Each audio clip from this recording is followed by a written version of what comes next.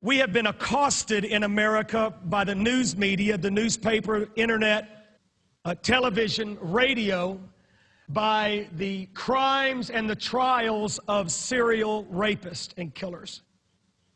One of the men's name is John Evander Cooey from Florida, who murdered 9-year-old Jessica Lunsford.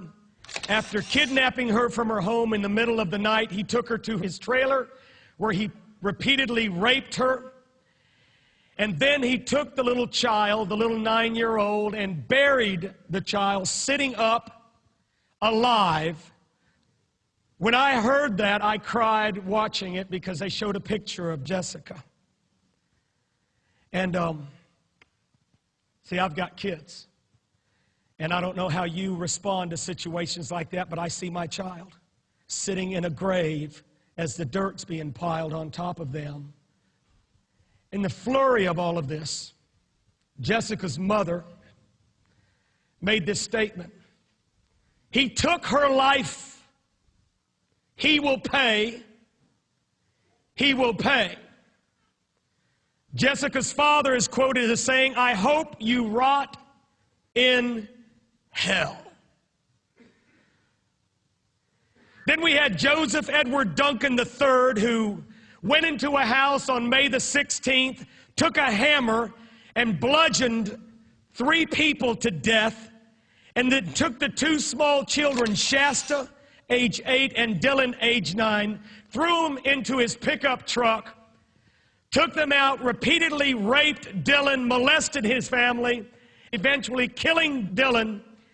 By the grace of God, she was found at a Denny's with Duncan. A waitress had enough nerve to call 911, and she was spared, I'm sure, of death. He was the binding, the torturing, and the killing mass murderer, self-appointed.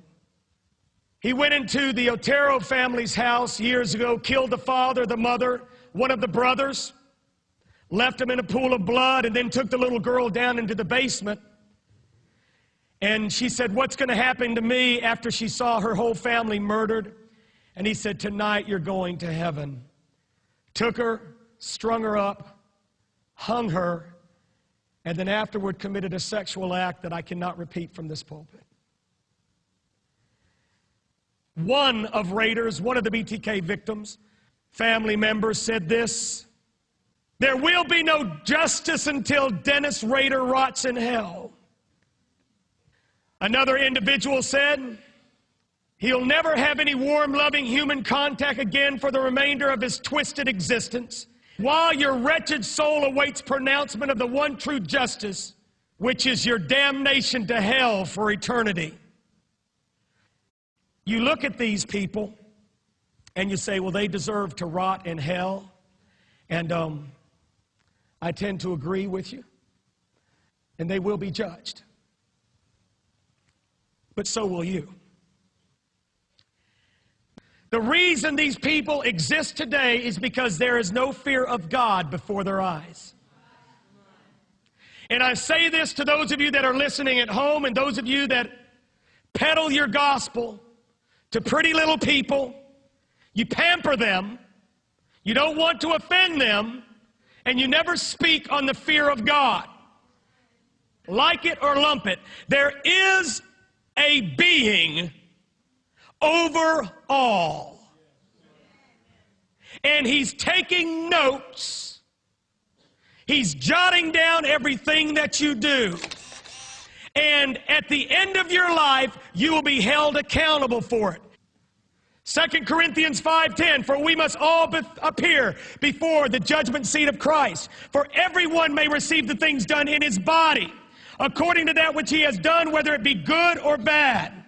Revelation 21:8 says this: "But the fearful and unbelieving and the abominable and the murderers and whoremongers and sorcerers and idolaters and all liars shall have their part in the lake of fire, which burns with fire and brimstone, which is the second death." Buddhists, Muslims, Hindus, it makes no difference your religious affiliation. You will stand before my Jesus. Without exception, everyone within the sound of my voice will one day face the judgment of God. Everyone say judgment of God.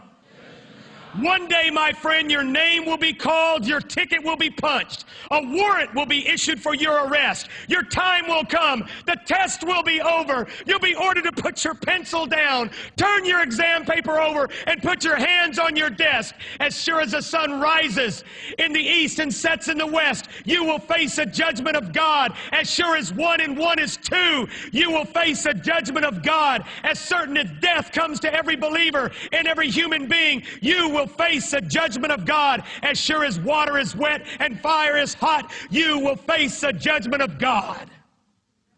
Wherever you exist in life right now, friend, it is temporal.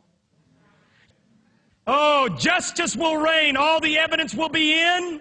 God is keeping a record. Both sides of the story will be known. Every hideous sin will be revealed. Every murderous thought will be known. Every perverted sexual act will be screamed out in the courtroom of God. All lying, stealing, cheating, fornication, adultery, hate, idolatrous act, covetous desire, wagging tongue, every act of slander, and the list goes on and on. In order to be found clean on Judgment Day up there, you got to be washed in the blood down here. For the judge to pronounce you not guilty up there, you got to get justified down here. That means someone steps in, Jesus Christ washes you with his blood, and it's just if you'd never sinned. Romans 5:9, being now justified by his blood, we are saved from the wrath. Someone say, thank you, Jesus.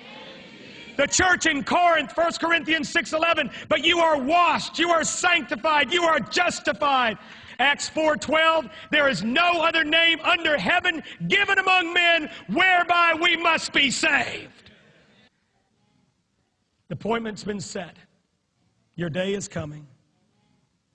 I'm warning you, if you don't cast yourself before him down here, you'll be cast into hell up there.